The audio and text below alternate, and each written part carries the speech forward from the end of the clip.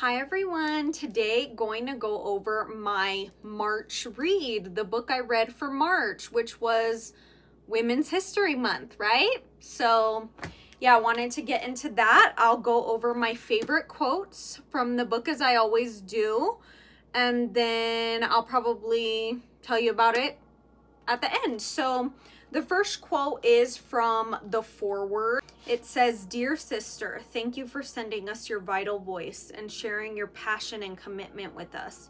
Meanwhile, we in this society must remind ourselves again how we threaten our own interests and rights when we condone, by our silence, the government's use of surveillance attacks on the legitimacy of political activists and the use of the criminal law to suppress and punish political dissent." So that's from the foreword. This is an autobiography. So after these visits, my grandmother would chirp for a week about how nice my little decent friends were and about how nicely we had played together, while I would groan silently and keep the expression on my face one shade away from insolence. My grandmother and I waged a standoff battle damn near until I was grown. It wasn't that I wanted to defy her. It was that I just liked who I liked. I didn't care what kind of house my friends had or whether or not they lived in alleys. All that mattered was whether I liked them. I was convinced then, and I'm still convinced, that in some things, kids have a lot more sense than adults. Another quote in chapter 2, "Anybody, no matter who they were, could come right off the boat and get more rights and respect than American-born Black people." So this was a situation where her mom and I think her sister went to an amusement park and Black people weren't allowed. It was like still segregation, right? It was like the 60s, I think. Maybe the 50s or 60s. Her mom went and spoke Spanish to them. And the white people, the white Americans, let her in, and they got to ride on the rides and do all the things because it was like, oh, well, they're foreigners. They're not Black Americans, they're foreigners. And that's why she made this statement. And then she goes on to say, "But Black children encountered support and understanding and encouragement instead of the hostile indifference they often met in the integrated schools." So now she's talking about segregation, the overruling of it, Black children integrating into the schools and then being mistreated, neglected, suppressed. Before I was in her class, I would never have imagined that history was connected to art, that philosophy was connected to science, and so on. The usual way that people are taught to think in America is that each subject is in a little compartment and has no relation to any other subject.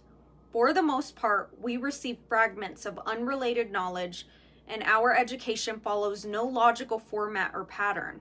It is exactly this kind of education that produces people who don't have the ability to think for themselves and who are easily manipulated. In that jail, it was nothing to see a woman brought in all beat up. In some cases, the only charge was resisting arrest. A Puerto Rican sister was brought in one night. She had been so badly beaten by the police that the matron on duty didn't want to admit her. "I don't want her dying on my shift," she kept saying. It was days before the sister was able to get out of bed. She goes on to describe, "In spite of it all, those sisters kept the place jumping. They told all kinds of funny stories about their lives, things that they had seen and experienced. Some had a natural knack for comedy. What amazed me was the way they told the saddest stories in the world and made everybody laugh about them." So she's talking about her time in prison. "Prisons are a profitable business. They are a way of legally perpetuating slavery. In every state, more and more prisons are being built, and even more are on the drawing board. Who are they for? They certainly aren't planning to put white people in them. Prisons are a part of this government's genocidal war against Black and third world people." She goes on to say, they were actually afraid. White people's fear of black people with guns will never cease to amaze me. Probably it's because they think about what they would do were they in our place. Especially the police, who have done so much dirt to black people. Their guilty conscience tells them to be afraid. When black people seriously organize and take up arms to fight for our liberation, there will be a lot of white people who will drop dead from no other reason than their own guilt and fear. Here's an area where she talks about her teacher in her youth. To her, we were uncultured and uncouth. For her, Latin music, jazz, rhythm, and blues were trashy, and we were trash. She was a racist who would have denied it to the bitter end. A lot of people don't know how many ways racism can manifest itself, and in how many ways people fight against it. When I think of how racist, how Eurocentric our so-called education in America is, it staggers my mind. And when I think back to some of these kids who were labeled troublemakers and problem students, I realize that many of them were unsung heroes who fought to maintain some sense of dignity and self-worth. She talks about her childhood. I remember how I felt in those days. I wanted to be an American, just like any other American. I wanted a piece of America's apple pie. I believed we could get our freedom just by appealing to the consciences of white people. I believed that the North was really interested in integration and civil rights and equal rights. I used to go around saying our country, our president, our government. When the national anthem was played or the Pledge of Allegiance spoken, I stood at attention and felt proud. I don't know what in the hell I was feeling proud about, but I felt the juice of patriotism running through my blood. I believe that if the South could only be like the North, then everything would be all right. I believe that we black people were really making progress, and that the government, the president, the Supreme Court, and the Congress were behind us, so we couldn't go wrong. I believed that integration was really the solution to our problems. I believed that if white people could go to school with us, live next to us, work next to us, they would see that we really were good people and would stop being prejudiced against us. I believed that America was really a good country. Like my teacher said in school, the greatest country on the face of the earth. I grew up believing that stuff, really believing it. And now, 20 odd years later, it seems like a bad joke. Nobody in the world, nobody in history has ever gotten their freedom by appealing to the moral sense of the people who were oppressing them. White people, whether they are from the North or the South, whether it was in 1960 or 1980, benefit from the oppression of black people. Those who believe that the president or the vice president and the Congress and the Supreme Court run this country are sadly mistaken. The almighty dollar is king. Those who have the most money control the country, and through campaign contributions buy and sell presidents. Congressmen and judges, the ones who pass the laws and enforce the laws that benefit their benefactors. The rich have always used racism to maintain power, to hate someone, to discriminate against them, and to attack them because of their racial characteristics is one of the most primitive, reactionary, ignorant ways of thinking that exists. A war between the races would help nobody and free nobody and should be avoided at all costs. But a one-sided race war with black people as the targets and white people shooting the guns is worse. This is relevant when it comes to our propaganda. It's got to be one of the most basic principles of living. Always decide who your enemies are for yourself, and never let your enemies choose your enemies for you. When you don't know what's going on in the world, you are at a definite disadvantage. Here she talks about hanging out with other black people and money leading the conversation. Social workers talking about their clients like dogs, teachers who don't like to teach, a probation officer complaining about how dangerous his job is, a bunch of money worshipers putting on a front for each other. And then I just highlighted this because I related to her here. I want somebody I can relate to and talk about serious shit with. She was wanting to talk about the economic and political state of the world, right? And the people she was hanging out with, they were just, talking about cars and, promotions and stuff like that. And it's just like capitalism, right? They were talking about capitalism, and capitalism liberates nobody. Here she talks about her hair, and me as, a white presenting woman, I thought it was really interesting to hear her perspective and her, what is it called? Revelations about her hair. She says, "This is who I am, and this is how I like to look. This is what I think is beautiful. You can spend a lifetime discovering African style hairdresses. There are so many of them and so many creative natural styles yet to be invented. For me, it was important not just because of how good it made me feel, but because of the world in which I lived, in a country that is trying to completely negate the image of Black people, that constantly tells us that we are nothing. Our culture is nothing. I felt and still feel that we have got to constantly make positive statements about ourselves. Our desire to be free has got to manifest itself in everything we are and do.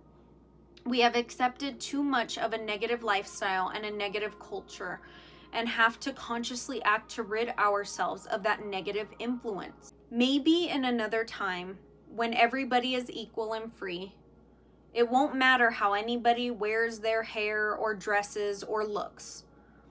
Then there won't be any oppressors to mimic or avoid mimicking." I found this really relevant because one of my more popular videos on TikTok before I got banned was me saying I don't think white women should wear braids, right?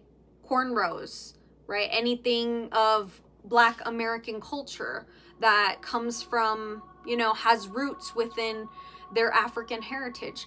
Just because, maybe it'd be okay if white people never tried to oppress Black people and their hair, right? But there have literally been laws enacted to suppress Black women and how they wear their hair. There are laws that have been passed this decade talking about hair and how you cannot discriminate against hair. So it's just like, for white women to do cornrows, there's another specific braid that I brought up in that video, but I can't remember it right now. Doing those braids, to me, as a white person, I feel like it is pretty,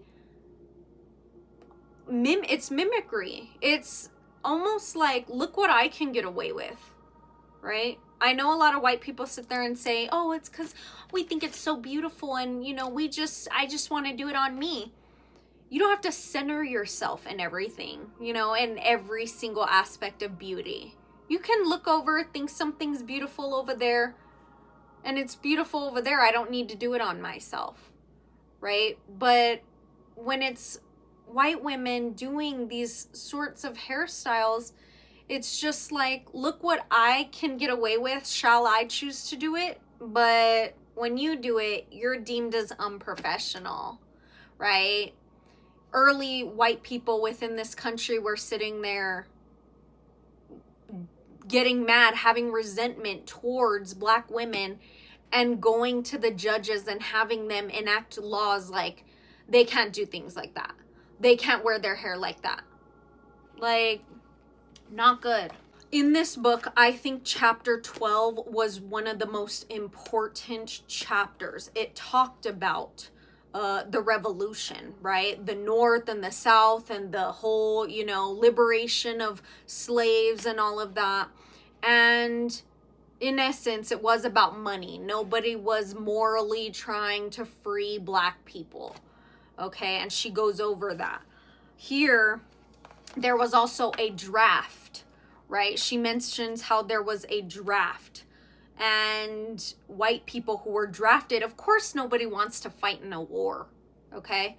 But in the draft, when that happened, people looked at black people, white people looked at black people with resentment and with violence because they were like, we're getting drafted because of you, right? So here she talks about, on April 12th, 1861, Southern troops fired on Fort Sumter, South Carolina, thus starting the Civil War.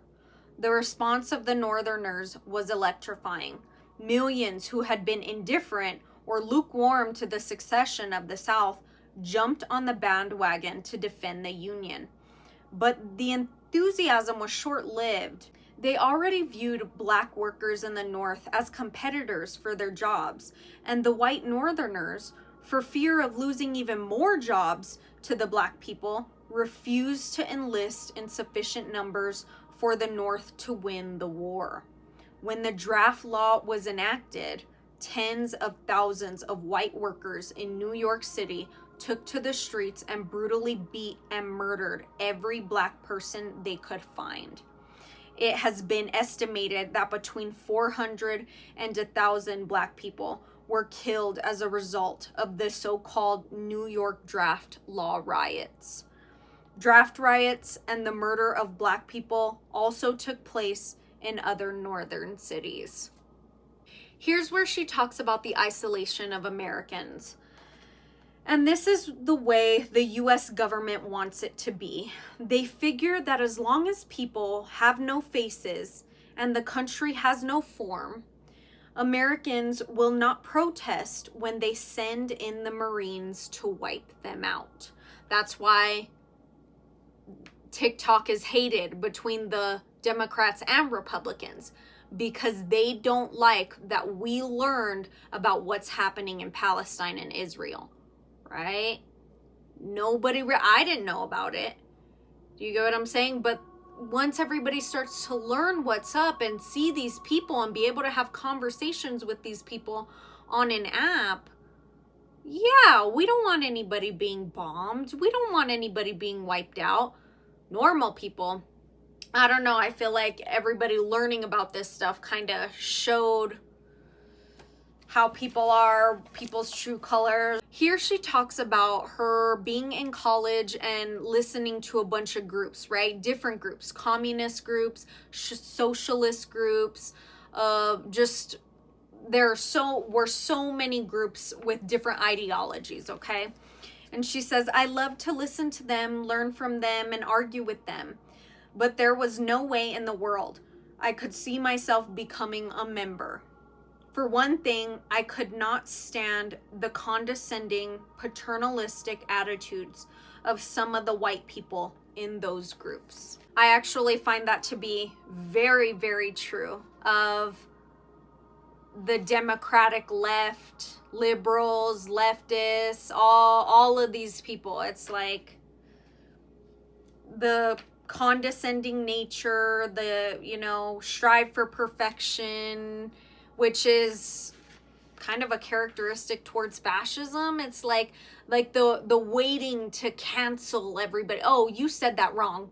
You said that wrong. It's like I actually kind of went through that last night. I went to drinks with some coworkers, and it's like, mind you, I work at a university institution, so it's expected to be progressive, but it's still an institution. And so I don't know. I feel like a lot of the times everybody's just trying to say the right thing. And I feel like that's very performative. And so, yeah, I don't know. She talks about that. And mind you, this book came out, I think, in the late 80s. So extremely relevant decades later. She describes, I hate arrogance, whether it's white or purple or black. Some people let power go to their heads. They think that just because they have some kind of title in front of their name, you're supposed to bend over and kiss them on the ass. The only great people I have met have been modest and humble. You can't claim that you love people when you don't respect them. And you can't call for political unity unless you practice it in your relationships. And that doesn't happen out of nowhere. That's something that has got to be put into practice every day. This is really relevant when I think about people talking about the class war in America and across the world. There's a class war. It's not black versus white. It's not, black versus brown, brown versus white. It's not right versus left. It's up versus down.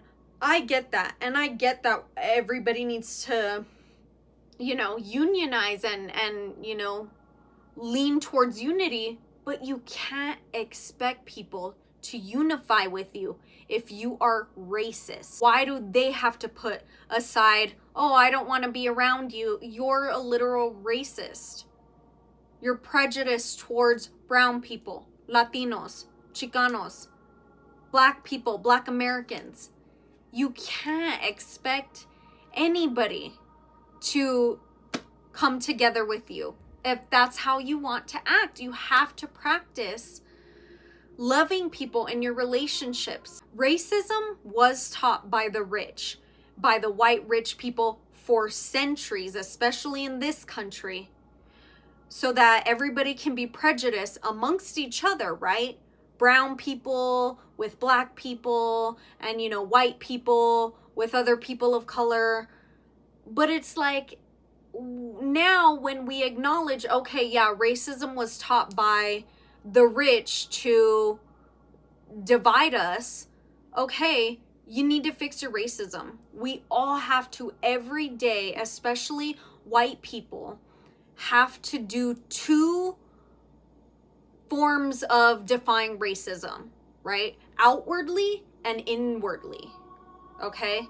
We can do all of these outward actions and, say we're against racism and, identify with being on the left, but you have to do your inside work as well as a white person. You have to be able to acknowledge the racism within you and fix it actively, right? Because we all have that ingrained in us from our education systems, from what our family and cultural groups were taught. It's in us. So white people, they have to do two paths of work when it comes to racism. It's a lot of work, but that's why we're here, to grow. We have to grow. Many people do not want to grow as a person. Criticism and self-criticism were not encouraged, and the little that was given often was not taken seriously.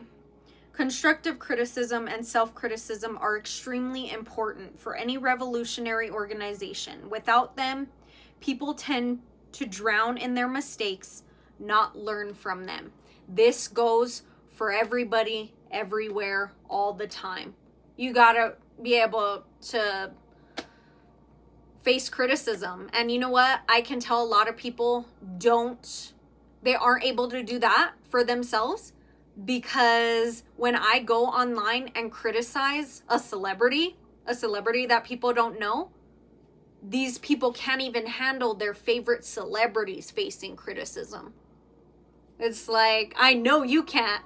I know you personally can't handle criticism. That's wrong.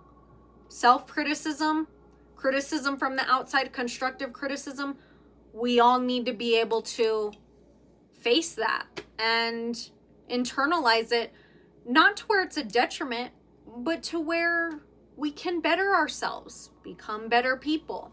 But we were to find out quickly that courage and dedication were not enough. To win any struggle for liberation, you have to have the way as well as the will, an overall ideology and strategy that stem from a scientific analysis of history and present conditions. I find that to be extremely relevant right now, with everybody talking about we need to unify and, against the 1% and all of that. It's like, okay, we need to be able to organize and strategize, but you got to look at history and you got to look at present conditions. A lot of people sit there and say, well, this is how it's always been. Okay, you got to look at present conditions though. There are good people on both sides, Republicans and Democrats, and blah, blah, blah. Okay, but look at present conditions. Who did the Republicans let get all the way to the top? The Republican Party allowed for boundaries to be crossed and broken down. There are certain boundaries and gatekeepers of democracy. I implore everybody to read the book How Democracies Die. It kind of describes why 2016 and why 2024 were democratic failures. Here she talks about some encounters with some people when she was in, a maximum prison or whatever. Unnecessary, right? This is where our tax dollars were going. She describes Rita Brown. She was a feminist and a lesbian and helped me to understand many issues in the white women's liberation movement. Rita did not separate the oppression of women from racism and classism of U.S. society. We agree that sexism, like racism, was generated by capitalist, imperialist governments, and that women would never be liberated as long as the institutions that controlled our lives existed. I respected Rita because she really practiced sisterhood and wasn't just one of those big mouths who go on and on about men. I love Rita too. She's describing, the way she described Rita Brown, I'm like, that's who I love. That's the type of woman that I love. Even when I was very unevolved in high school, I literally ditched a friend group because I found that all we were talking about was men. At some point, you got to wake up out of that and maybe make a change with who you hang around with. In my opinion. I mean, I just don't think that talking about men all the time is fun, especially when there's so much to do, right? Her last couple chapters, I was really crying through just because, I'll cry towards anything that talks about family, especially grandmothers and all of that. But yeah, she says, every day out in the street now, I remind myself that Black people in America are oppressed. It's necessary that I do that. People get used to anything. The less you think about your oppression, the more your tolerance for it grows. After a while, people just think oppression is the normal state of things. But to become free, you have to be acutely aware of being a slave. Might I remind everybody that we all are capitalistic slaves right now in this world, okay? In this world. It really is not just the U.S. It is every other place out there. I'm seeing people, citizens of other countries, mad about a similar state as us. You know what I mean? It's everybody. It's everywhere. In the postscript, there is just this one quote that I found relevant. Any community seriously concerned with its own freedom has to be concerned about other people's freedom as well. We in the U.S. have way too many people who are very okay and actually who vote for the oppression of other groups. So until we truly fix that, and I honestly think that a lot of that comes from white people, but don't get me wrong, there are Latinos for Trump, right? Within your groups, we got to fix that within our own groups, okay?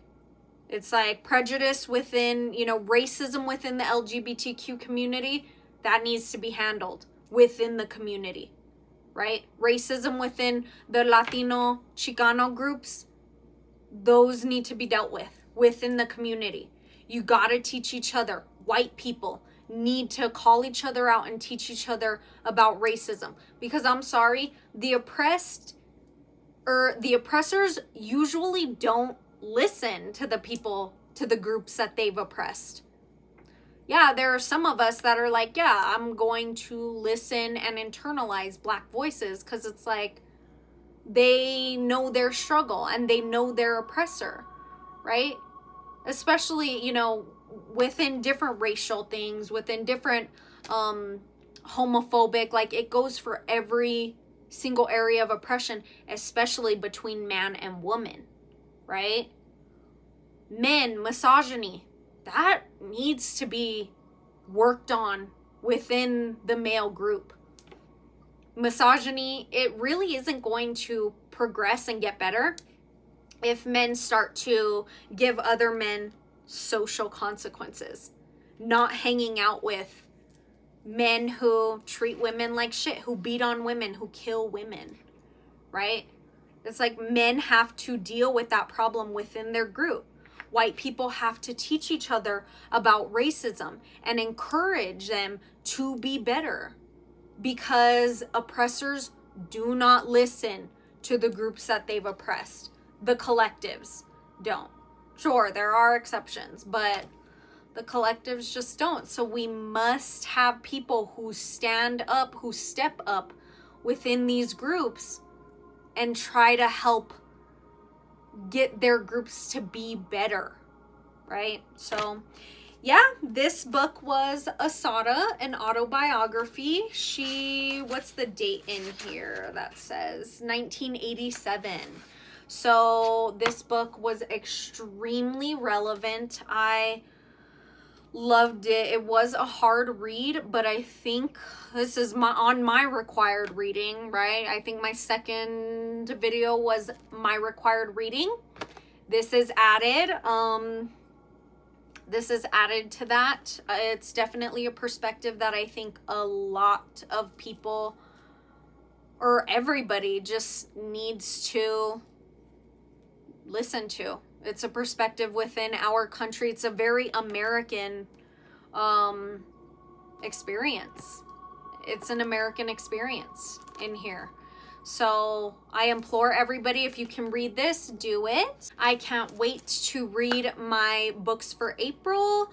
I've already started on one. I'm gonna try and do 2 this month, but I can't wait to share those books with y'all and let you know how I like those. But I really did love this one. I read it for Women's History Month. I read Freedom is a Constant Struggle by Angela Davis for Black History Month. And mind you, Angela Davis wrote a foreword for this book as well. So that was pretty interesting how connected these women are, how they support each other, how they talk about each other. You know what I mean? So yeah, I think if everybody could listen to different perspectives and really understand the different experiences that happen within our country and come to understand that it's like, if we work to help other groups have better experiences, it's not going to take away from our own experience. It's actually going to make our experience better too, as privileged individuals, right? So yeah, just something to think about. Love y'all. I will talk to you in the beginning of next week.